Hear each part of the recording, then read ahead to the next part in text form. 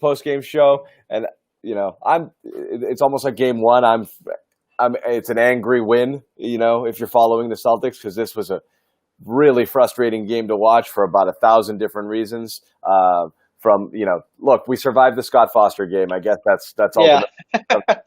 But this was a debacle from the get-go, and it was just annoying, and the fouls and Tatum and just the flow. But Celtics ultimately, gritted it out and pulled out the win, and now they're up 3-0, and Philly's cooked at this point. Jimmy could put on his hard hat for game 4, I think. Bobby Manning, Joe Sway, start with you. Your thoughts on the game? Yeah, you saw the Celtics struggle in areas that we've seen them struggle all year long, specifically offensive rebounds. I'm going crazy watching this game, guys. I'm thinking to myself, okay, this is going to put an end to all the offensive rebounding. I mean, Brad can't say enough about it in the second half. And then Philly kept going on. 20 second chance points off of 20 rebounds. I'll tell you this much, guys. If they got maybe 2 or 3 of those three-pointers to fall because they took, about 40 of them, this game would have been a whole lot scarier than it actually was. And, of course, shout out to Kemba Walker for, again, showing us in the fourth quarter he can just flip that switch. Yeah, and again, look at it. I mean, they shot 29.8% from the field for the whole game. And you know what? It wasn't like it dropped to that level. They basically shot 30% for every quarter of this game. Every quarter was ugly. Terrible. They were 30 after 1, 30 after 2, 30 after 3. They basically, they did this all game long. They shot this poorly. And the free throw attempts, again, they weren't as lopsided at the half as we thought it, but then it got really ridiculous. Embiid basically got a foul every single time, except for that at the very end when he flops, goes down. They go the other way. Tatum gets a clear path foul. That's the ball game. But they got a ton of those. Tice's 6th foul, elbowed in the jaw, bowled into, stand straight up like this, tweet. Screaming after that play. Like this, nothing. I mean, and again, big guys like that get that call a lot, but this was a classic, you hate to say this about the NBA, but this was a classic down 2-0 refereeing job that we saw here in this game. I wonder. It would be interesting to think what would have happened if Tice did stay in the game late, though, because Enes Kanter, my guy, as you say, John, comes in, stands his ground on 2 straight possessions. He gets hit with kind of a bogus foul. One bad one, but then one he got, they got away with. That's the one that went the other way. Right. Yep. So he stands his ground on that play, and that's what made it happen for Jason Tatum on those 2 phenomenal plays to close the game. Makes me think, Brad was talking pregame about the Kemba play in Game 2 that sent Brown for the 360 dunk, and then the other play where Marcus Smart blocked Harris inside. You had 2 of those plays late here. The Smart steal, sending, I think it was Brown out in transition again, and then you had the Tatum play that sent them out on the transition run that won this game. And they were down a possession late. Embiid was getting all the calls, as you said, and they completely swiped this game away on defense. I wasn't confident Philly was going to be able to close this on the offensive end, given all the things you said about their offense tonight. But the Celtics needed to go on and make those plays, and what a brilliant way to take the game. This was an exciting one to me in that last few minutes. It was, because it was tense. You didn't know which way, and you would have been really upset if they lose it, because it's like, how do you lose this game, And there was a million different ways. But you're right. Smart, Bobby, played a very smart game, smart game. He did a lot. I thought he was the most important guy out there tonight. He was. Without him, I don't know what happens. There was a million times, just even one drive late going up against Embiid, drawing that foul, the tricky and one. His 3-point shot's still off, but I mean, he did, and obviously the steal at the end, he made a ton of plays where you needed somebody to do something, because Tatum was off all game. And going back to the foul stuff, I mean, he was out of the game all game. He had the 3 fouls in the first, and he just never got into rhythm. And Brad did the thing he said he doesn't do. He took him out the whole second quarter. He actually did a TNT interview where he said, I'm going to let my guys play through it and figure it out. And then Tatum sat the whole quarter. And I don't think he ever got back into it. Even when he got back in the third quarter, he had one where he was kind of, it was in transition and he looked really tentative. He was afraid to pick up a charge. And then he almost kind of could have gotten called for a 5th foul on another offensive possession. Another time down the court, same, it was a 2-on-1, and he didn't want to go up because he was afraid that the Philly defender had position. He gave it to Jalen under the basket, and he was in no position to score. I remember that. That was, he should have taken that. And he should have taken it, but it was in his head, and all he wanted was just give me the ball on the perimeter and let me do my step back thing. But he lost all aggression on the offensive and defense sides of the ball. He wasn't doubling with the same kind of ferocity and trying to swipe at and being active. He really played a passive game because the fouls were in his head, I think. Yeah, but I think Brad Stevens has always been the guy to sort of let his guys play through foul trouble. And but he didn't Tatum, it's so important, though. You know why he didn't? But he didn't. He sat in the second quarter. But what about the third quarter? He picked up his fourth foul. He did. You had Embiid on the bench with 4, and Brad's like, hey, wait a minute. I got to take advantage of this. Yeah, okay, Tatum has 4 fouls, but I can't let these guys grab a lead right before the fourth quarter. And I thought that was really important. Those last ones, he stuck with Tatum. It's twofold because you get to 3 in the first half. There's no excuse to let a guy get to 4 in the first half of a game. So he had no choice there. But I also think he trusted the bench because what they did in game 2. And it was mixed results tonight. I thought in the first half the bench was shaky. They kind of gave it up after the starters built that lead in the first quarter when Tatum got into some of that foul trouble. And then the second half, Grant comes out, drills another 3. As we talked about Cantor's late contributions, I thought Romeo, again, we thought a week ago he was going to be a non-factor with the injury. And in fact, when Hayward went down, I was like, now you wish you would have had Romeo for this situation as the 4th wing. And he looks fine. He comes out there. He's fronting guys individually when he gets caught in isolation. It's like Philly thinks he stinks defensively, and they try to isolate him out there. And he does a phenomenal job on whether that's it's Horford surprising to me. Yeah, Bobby, I'm glad you pointed that out. That's surprising to me. He's able to stay in front of everybody. And they haven't figured that out yet. And it is so bizarre. It's like the only thing, I mean, his offensive game is not evolved enough yet at the NBA level where you're worried that he's going to do anything other than knock down an He's the king of zeros, right? He puts up the 0, 0, 0. Right. I mean, he had one buy, he had a dunk, but he's defensively, he's outstanding, and everybody should know that. And I'm surprised that does Philly not even watch the games? I mean, it's the audacity of the NBA players. They probably don't even know who he is, and they see him out there. They're like, this guy's only out there because Tatum's in foul trouble.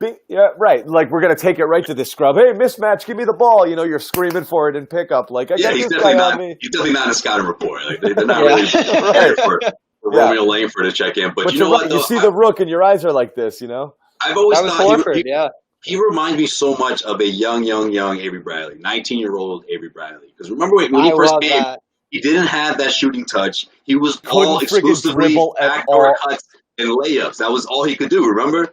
And then defensively. He stole Ray Allen's job. Like, that's the reason why he got the starting job, because of his defense. Yeah, I'm not saying Romeo is that level, but Yeah, Avery was so terrified to, like, when they made him run the point. As soon as he crossed half court, he'd be like, "Give it." He was looking around. Yeah, he was. He couldn't wait to get the ball in his hands and go run somewhere else. And Romeo again is almost the same. He's like, he's got it. He's like, somebody else take it. I'm going to go over here now. And then he just runs the opposite way, right? I'm just going to go over here. Yeah. No, it's true. You know what, though? The Tatum foul trouble kept us from seeing that Tatum in the bench second unit because it took Brad out of his rotations. He had to bring those guys in a little bit earlier. So you had Romeo and Cantor in at the halfway point of the first quarter. And it's too bad you didn't get to see if that experiment worked again because Tatum was out of his game. He was tentative when he got back in there, and the rotations were all messed up as a result of it. So this was kind of like a mishmash sort of game for Brad, trying to figure out how he was going to play it. Yeah, and that's part of why the game went so messy. I thought a lot of times you saw Brown on the ball, especially at the beginning of the fourth quarter. He had the 2 turnovers, and then he ended up getting back on a shot there. It was a mix-and-match game for Brown. It ended well with the transition make there, but he got put in more responsibility on the ball, I thought, than you would ever imagine from him because of the sort of mixing and matching of the lineups that we saw tonight. It was interesting to me. I look at the defense. You never thought Philly was going to kill you with the threes, but one thing that they did start to get from Boston, this is something the Boston defense can give up sometimes, are the dribble penetration. I thought Shake Milton killed them there tonight. That's maybe some of that hesitation in the help game that Tatum, as you alluded to, was having tonight. Defensively, I didn't think the Celtics turned it up until late in the fourth quarter. Unfortunately, they were close enough, and Philly didn't hit enough shots that they could win this game off 2 possessions. But that's still my one concern with the Celtics defense, and we've talked about this for years. The dribble penetration can kill them. You got to look at Shake Milton's stat line. He ended up having a pretty good night, I think. Yeah, I mean, Milton had a pretty good game. He was 17 points, 6 of 18, though. I mean, it really was. I mean, nobody could have. I mean, when you shoot 28% from the field, nobody can have a good night. Even Embiid.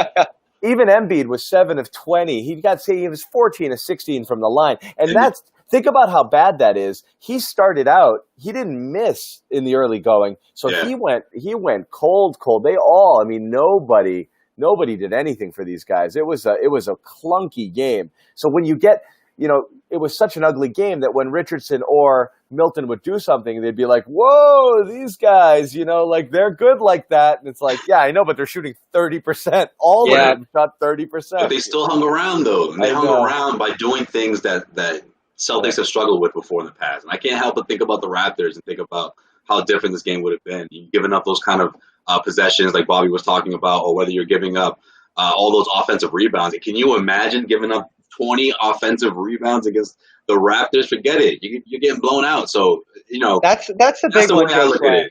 Yeah, that's the big one out of this one. I didn't think Tice played a great game. You gave him a little bit more credit than I would, John.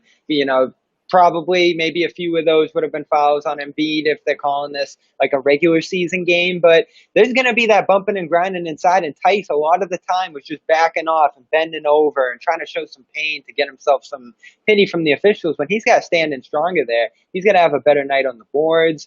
They got dominated inside by Tobias Harris in particular to a degree that you can't. Well, I'm not putting that on Tice, though. I mean, look, at the end of the day, that's on everybody. Yeah, at the end of the day, box a guy out.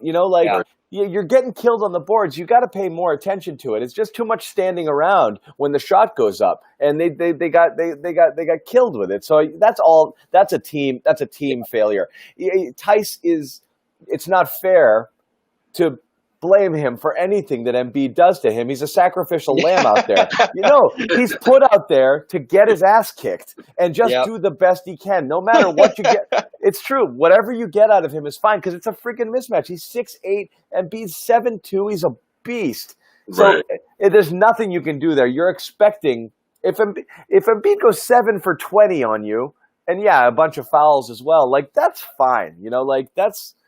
I don't know what Tice expected to do. The rebounding though is a total team failure. Harris had what 8 or 9 offensive 7 offensive rebounds himself. 8 offensive rebounds, 15 freaking rebounds. Excuse me, 8. Yeah, you're right. 8 offensive, 7 defensive. I mean, what are you doing here? Like you put a body on a guy. Yeah, this calls into question how the Celtics can survive if Tatum has a night like this where he runs into foul trouble. Because we highlight already 3 areas where they completely there's a Hayward issue. Yeah, you're missing 2 key rotation guys. It's if you could if you have Hayward coming in, you can live with Tatum having either an off night, someone getting into foul trouble. But you're right, you realize how thin you are there, where you're like, shit, who's going to score? Because Tatum was both either not in the game or just. Never got. This is the type of It's the defense too. Yeah, it's the defense too because he helps, as we saw in the last play there, where he made the game-winning block and rebounding too. He's a great rebounder. He had 13 rebounds in game 1.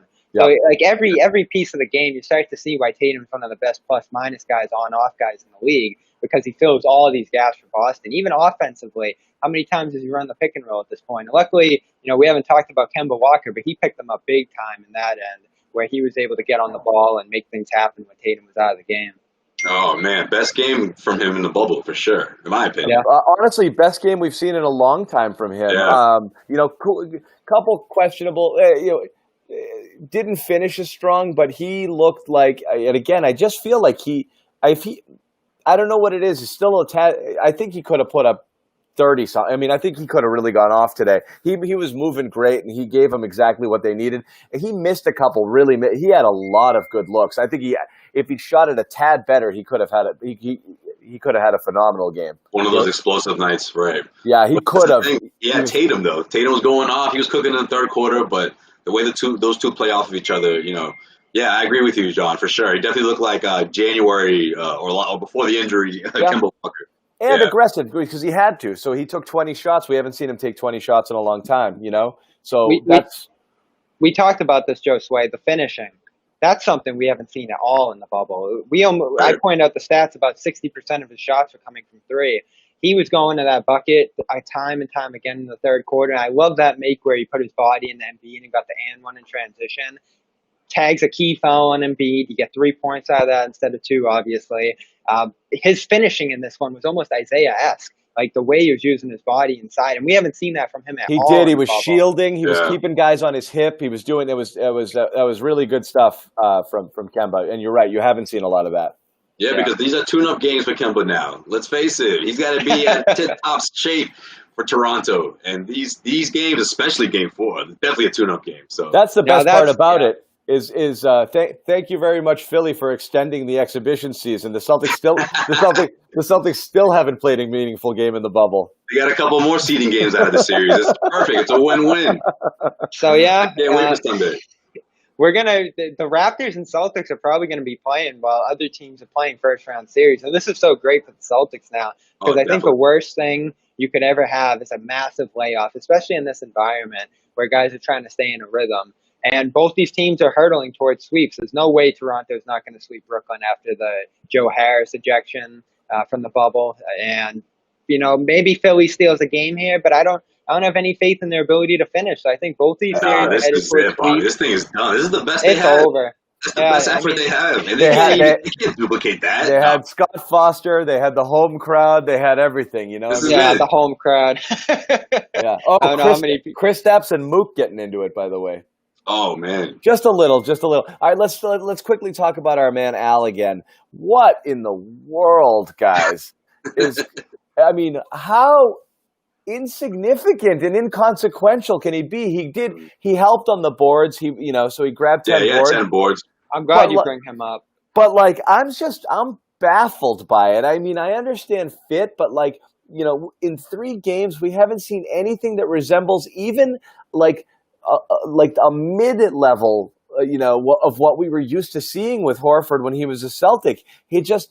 I don't know if physically you see that he's not the same guy. It's obvious when he's on the court and he's trying to check Jalen. That's never a good. Jalen started the game bucket. Right. And again, but he doesn't do anything. 5 field goal attempts in 38 minutes. And again, I don't know whether it's a game plan specific thing, whether he's just not confident in his shot, whether he's. What do you guys? Maybe it's constantly being fed to Embiid, and he's just not, able to do anything when that's kind of the game plan. That's the feeling. You have other guys out there taking. You have Milton, and you have all these other guys jacking shots here. Right. Harris had 19 field goal attempts, Richardson 17, Milton 18, Al Horford 5. Out of the start, Burks had 10 off the bench. Al Horford has 5 shot attempts, 3. He made 1 basket. What's going on, Josue? To me, it's a little bit of both. A lot of it has to do with the game planning. It just seems like Philly was dead set on getting themselves into the game from behind the arc and staying in it that way. You could tell. Look how many 3-pointers they attempt. And it wasn't like they were shooting it at a high rate, but they were constantly shooting it because it seemed like that's what Brett Brown wanted. Even how Al Horford sort of got like, okay, let me get into this again. If you guys want to shoot threes, maybe if I drain 1 or 2, you guys are, throw the ball my way, throw me a bone here. But there were a couple of plays where you could see the play was set for him, and he just couldn't get himself situated down low. And I saw one play in particular where he tried, and Joel Embiid came over against, all right, I gave you a shot, now it's my turn. We're going to do things my way again. And I saw that a few times throughout the course of the night. But, it wasn't like the sense of energy. The sense of urgency wasn't there for the team. It didn't seem like everyone was dead on, getting him the ball, only in a few instances. No. I'm going to stand with, I think it was Dan there in the comments. Yeah. I got to back up Horford. Horford's days of impacting NBA games are not over because I think Philly is going to trade him this summer or this winter, whatever it's going to be. Someone's going to take him. I believe someone. Maybe in the final year of his deal, when he's got 2 years left with an option, no way. No, so I believe. As good as his demonstration is, Bobby, I don't think he's helping himself out, man. No, man.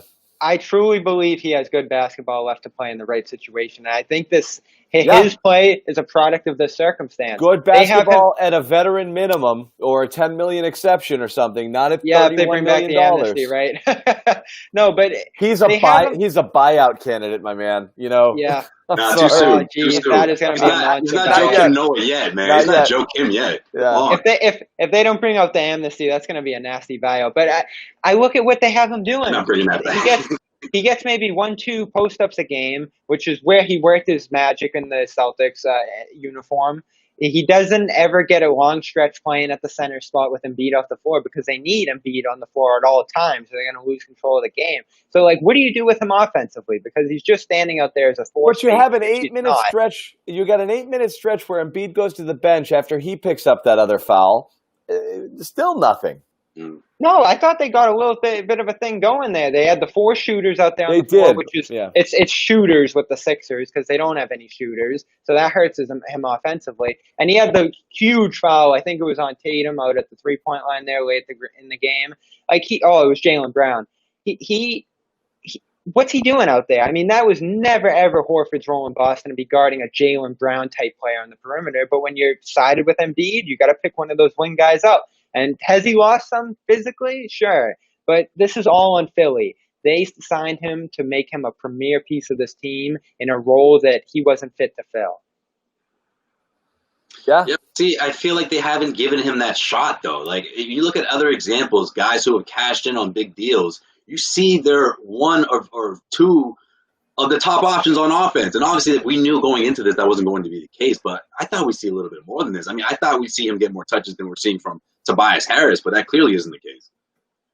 Yeah, I mean, I don't know where he gets the touches on offense. Do you face him up? Embiid's always going to be in the lane. You can't post him up because Embiid's always posting up. And he's not going to be a corner 3-point shooter like they had him set up as in crunch time. That's never been his shot. So there's no room for him on the offense. You could make him an interchangeable guy with Embiid, which I think they should look at doing. Only have one of those guys on the floor at a time. But, Embiid's Brett Brown's looking for his best 5 right now, and he doesn't. It seems like he only has 3 at his disposal at most. Does Brett Brown make it to Game 4? Yeah, they gotta throw him a party, goodbye party, good luck party, and all that stuff. Yeah, he'll be there. For real though, I mean, I think You guys want to fix the process right now? I'm down. Whether or not he's fully to blame for a team, this misfit team that doesn't quite. It wasn't assembled correctly. At the end of the day, he's going to be the face of failure, and I don't think he survives. Do you think it's immediate? Is this going to be like a fired before you leave the bubble sort of scenario, or is it go into some sort of evaluation at the end of the year? Do you think his fate's already been sealed? I don't know. I mean, everyone's talking about massive moves behind this team, but this is there's a lot going on with Philly heading into.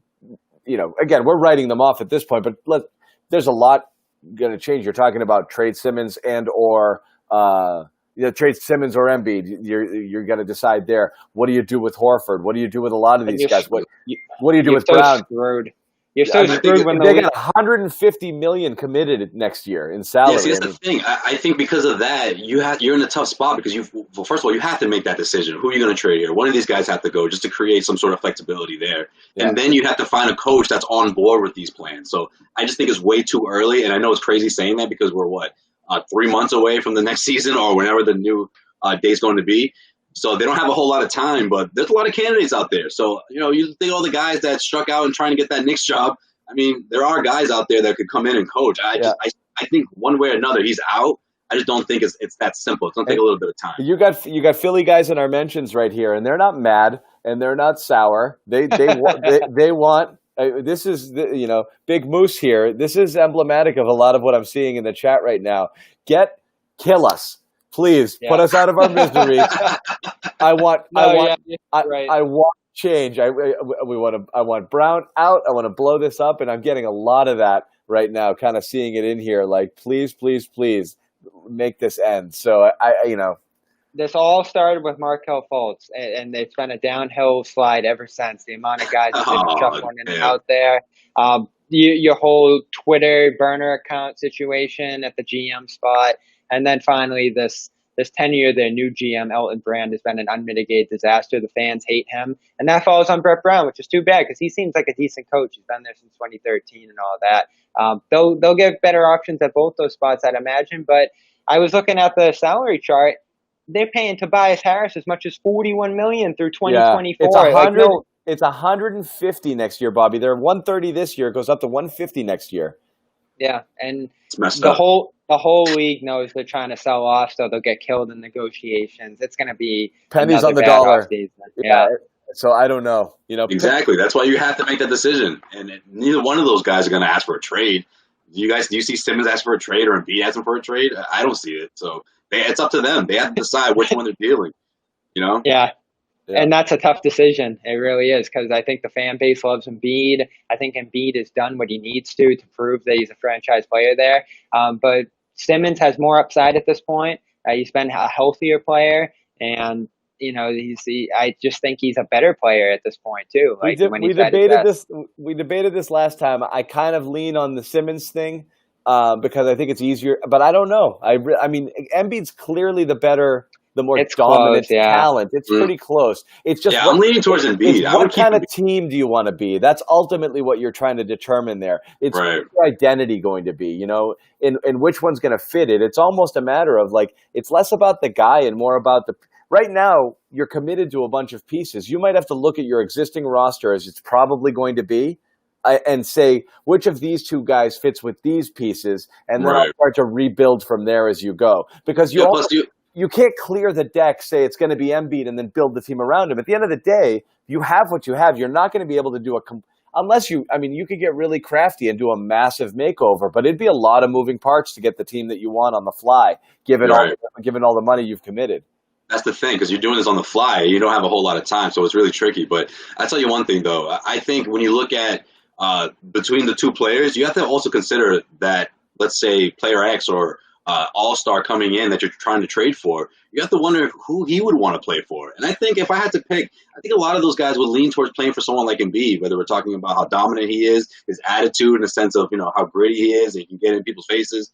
And he can help. He'll score down the stretch. He can put up 20-plus points on you. Whereas someone like Simmons, he's going to get you the ball, and he'll make sure that he'll set you up nicely. But I think nowadays, with everyone having a big three or at least a big two, the number one wants a number two. They want a guy that they can also lean on as well in those crunch time moments. You need guys to set up Embiid. Simmons is going to be a guy who sets up the offense, and I hate going to bat for him so much because the shooting thing is a big problem. And it's been a major factor in the team's disappointment this year. So he's not out of the blame picture at all here. I just think he's just so much more built to be the centerpiece of the team right now. Embiid, maybe at a different time. I mean, at the end of the day, he still is a post-up player who needs to be set up, who needs to have the lane cleared, all that kind of stuff to make an impact. And you see the limitations of that tonight. And I'm not putting the series on him because the crap around him is terrible. I mean, that's he just the thing. Does not have the team. But you know what? I'm gonna call BS on that because this has been bugging me. This Joel Embiid pity party. Okay, this is a team that was thought to be 1-1A. Not from me. Okay, but universally, okay? Yeah. From 1-1A with Milwaukee, neck and neck with this super team, super talented. Could challenge the Bucks and challenge for a title, and they sucked all year with Simmons and without. And granted, there were injuries on and off to both guys. And yes, you take one key guy out, but we're talking about the Celtics are a team that's made it to the Eastern Conference Finals with a 12-year-old Jason Tatum, and he wasn't that far removed. And 12 years old, Jason Tatum, and no Kyrie and no Hayward, and we're gonna sit here and Embiid, there's nobody around him. They got that $130 million payroll. These are a bunch of professionals. These are underachievers. I don't feel bad for them at all in this case, okay? No, it's reality. And on the other end, you see what the Celtics are doing without Hayward, with bench guys, with rookies. They're making it happen. If anybody went out, you wouldn't get a performance like this. There's not a single member of the Celtics that they were missing right now. We'd be sitting here and you'd have this crap of performance. Maybe Tatum, yeah. You've seen it again. We're talking over the course of 3 and 4 years. This is a team that had a better record without its best player over the past couple of years. So and that's the coaching difference. Brown's not to blame for everything here, but he has done a bad job in this series. There's no doubt about it. Yeah. It's definitely no doubt about it. So even for his job, man. Poor guy. Should we move on to Toronto a little bit, or do we give Philly a little more time? We got a lot. we got more talk to do. I mean, look, I don't think My body's still warm, Bobby. Gee. Not only that, I think people enjoy crapping on Philly, so let's savor it. Like Yeah, imagine if it was the other way around. Savor the flavor. Like this is Well, what let me do this. Think of the players they've let go over the years. Markelle Fultz, shining in Orlando. Just this playoff, you just look around the playoffs right now. Turn on your TV from 1 to 9. You see McConnell thriving with Indiana. You see Timothy Luau thriving with Brooklyn. This has to drive Sixers fans mad. The amount of guys that they've let go. Jimmy Butler has started something special in Miami. J.J. Redick, down early in the bubble, was drilling shots from half court. I mean, they have had so many good players over the years that underachieve there, and this goes in your underachieving point, John. It's a collective environment there that they've built that bodes poorly toward good players succeeding in that environment. And Fultz is chief among them. What he's done in Orlando has been incredible this year, and he couldn't even take the court half the time in Philly. Yeah, that's true. It's I'm looking at some of the post-game comments right now. Joel Embiid saying he doesn't want to be swept. He doesn't want that on his resume. Oh man. Kemba Walker giving a lot of props to Marcus Smart, said that man can guard anything. Kemba also saying that he's never been up 3-0 in his life, and that's pretty cool.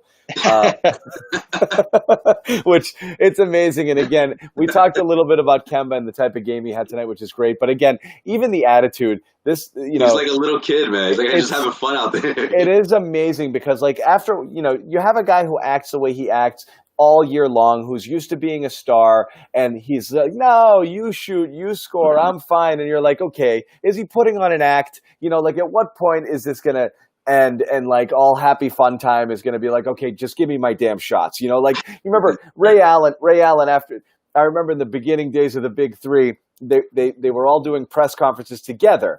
Allen, Pierce, Garnett, they'd all go to the table at the same time. And about 2 weeks into the regular season, Allen wasn't at the table anymore. We're not doing this all year. It was KG and Pierce, and he's like, F that, I want to be me, and you enter this, and you're Kemba, and you wondered at what point he might be like, okay, this is cool, and I've been nice for a while, but it's been 2 months. Can I get my 20 shots now? And he never did it. Right.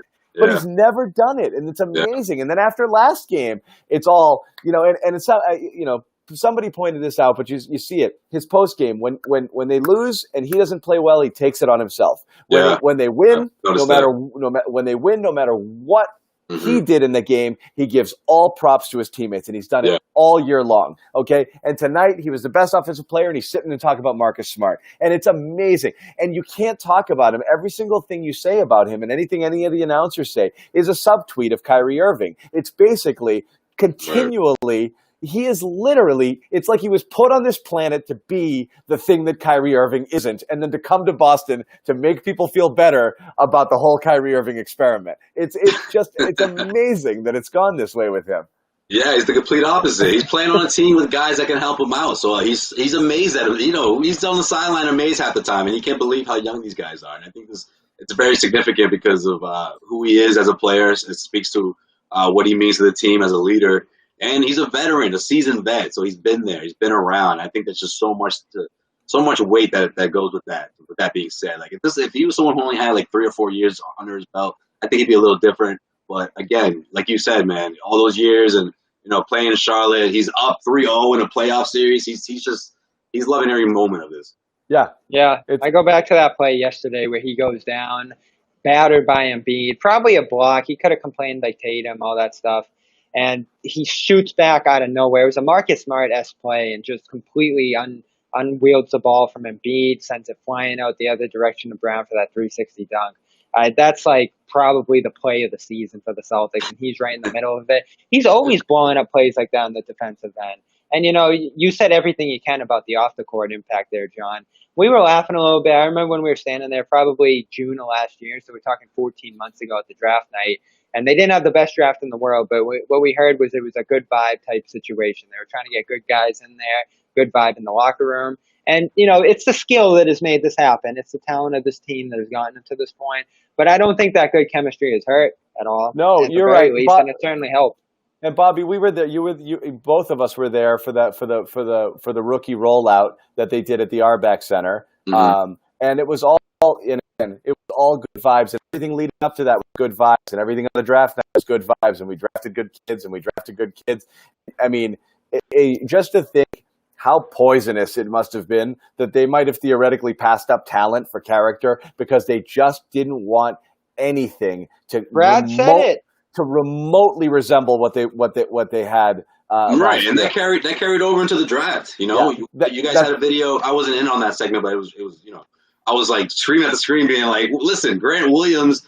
A lot of him being drafted had to do with the fact that he's a great locker room guy. His personality, you know, the ravings was through the roof. You know, the recommendations for Grant Williams were through the roof, and because of what happened last season, I think when you weighed out the options, Grant Williams was the one. Everything smart. Funny, like it just serious, but also like just good character. Could have gone to Harvard. Like everything about Grant was like, yeah, we love this guy. But everything. And he played well here. I thought he had. And tonight again, tonight Grant was awesome. He had a great game. He really did. And who did he shack up with during in quarantine? You know what I mean? Like that's the kind of guy Kemba Walker is. It's incredible. That's amazing, actually. We didn't talk about that a ton, but it's great. But no, Bobby, you're right. On the court tonight, I thought Grant, they needed that too. They needed somebody to do something, and I thought he made the most of his minutes for sure. His 3-pointer looked good. He's 3 for 3 in the playoffs outside. He doesn't miss. He always rotates well defensively, and they found a way to play him at the 4 in the series. We said it before. He didn't play a ton at the end of the seeding games. In fact, he played terrible when he was out there, and we thought he shot to the bottom of the rotation because that's where Stevens was playing him. And we had no clue what Stevens was going to do looking back on it with the bench. He's gone. I said he might start him when Hayward went down. Yeah, you just suggest that. Yeah, you mentioned that. Yeah, would have made sense. And I thought about it a little bit, but Smart's done well. He rotates in well off the bench for the 2 big lineups. Next series, that probably goes out the window. But for this one, he made the most of it. He fit. And that's what they're going to do with the bench. It's all going to be a fit type situation. So we'll see what happens with Robert Williams, who's been a no-show in this series that we thought was going to be the savior coming off the bench. And, he can't even get a few minutes tonight at this point. So don't worry. You'll see him against the Raptors. You'll see him running that floor. That's a good thing to discuss there because he doesn't do anything in the series. In fact, in Game 2, he was bad. He had all his fouls and jumping at the shots and all the stuff we complain about with him. Can he just come out cold after sitting for a whole series and impact that Toronto series, which is going to be high intensity? I wonder. Yeah, no question. I mean, the biggest concern for me is just when it comes to his fouling on defense. It just drives me insane because I think he can be such a great shot blocker, but he just goes for everything. And he's gotten a lot better with his moving his feet. That used to drive me crazy before. He was always like a step or two late.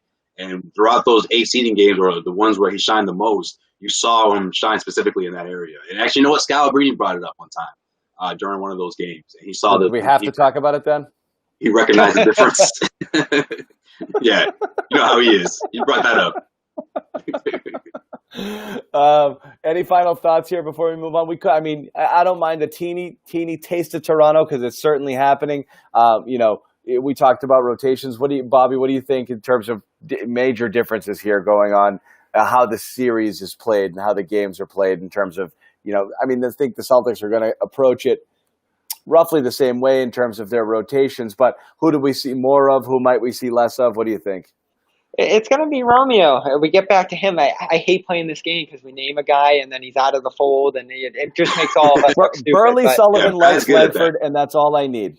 Yeah. So, he looks like the guy there because Ojale, he had a good seeding stretch, and then into the playoffs, he's getting blown by. He's fouling poorly. Stevens was upset with him after Game 2.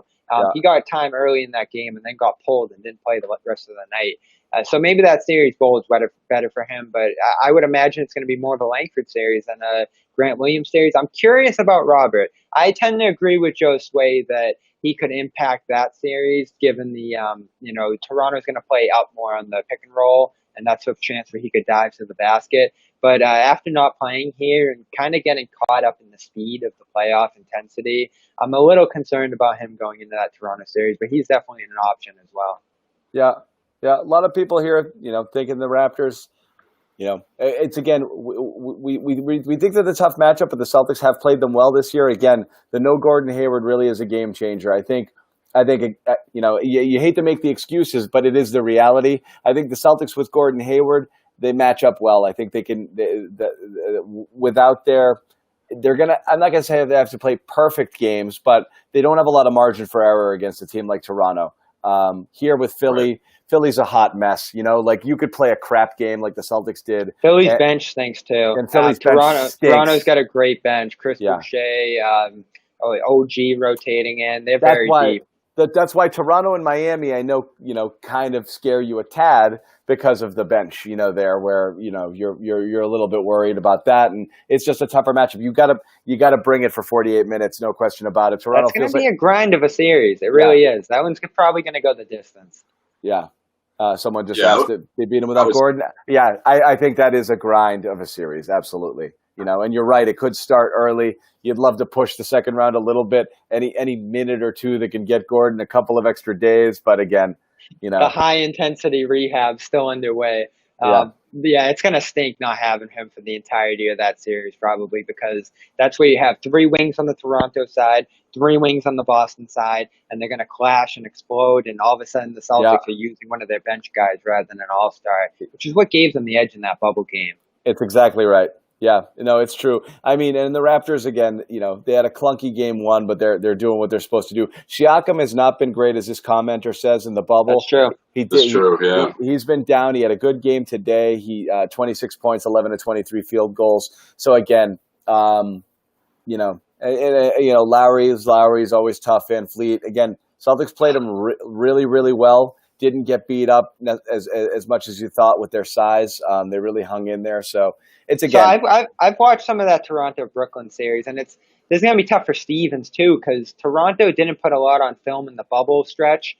I don't think they put a ton on film here. And these last 2 games are truly washes against a team with no Joe Harris. So there's not. I've listened to Nick Nurse too. They're definitely hiding some stuff over there on the Toronto side. I think so too. I don't think they've given you anything because again they've been here and locked into the 2 seed in a friggin' cakewalk series against half of a bad team in Brooklyn.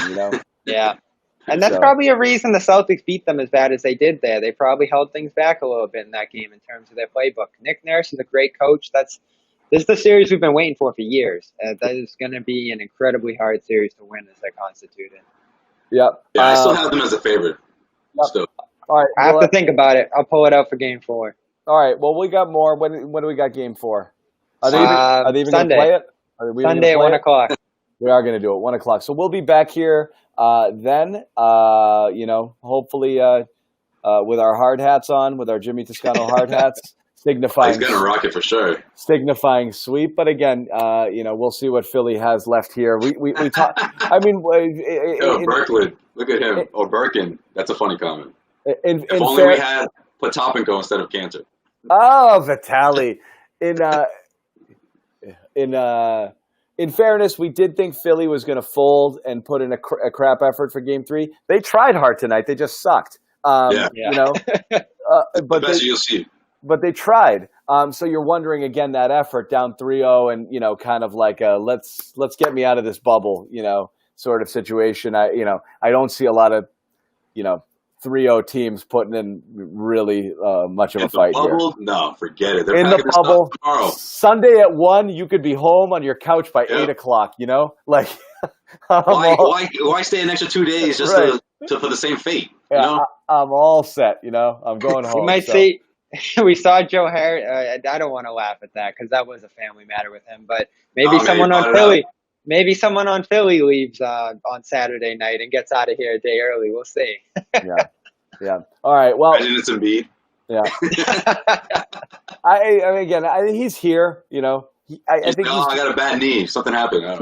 He's fine. He's doing what he can, but he's just we've talked about him a ton. He just doesn't look like a guy who's just got.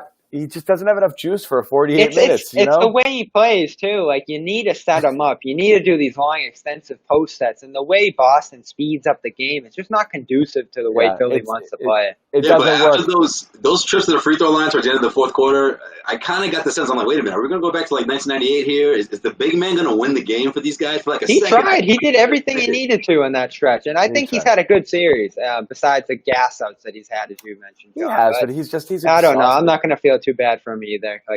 No Yeah. pity parties. But we'll wrap it up. We've got Game 4 Sunday at 1. Hopefully this is wrapped up by then, and then we're on to Toronto. But again, we've had fun. And I almost normally you'd think you'd be crapping on Philly a little more. I almost feel a little bad for them right now, but 7-1 now, going back to that 18 series, unbelievable. I almost feel a little bad. Not that bad. But for Bobby Manning, from Celtics blog and CLNS Media, Joe Sway, heavy D over there, heavy.com.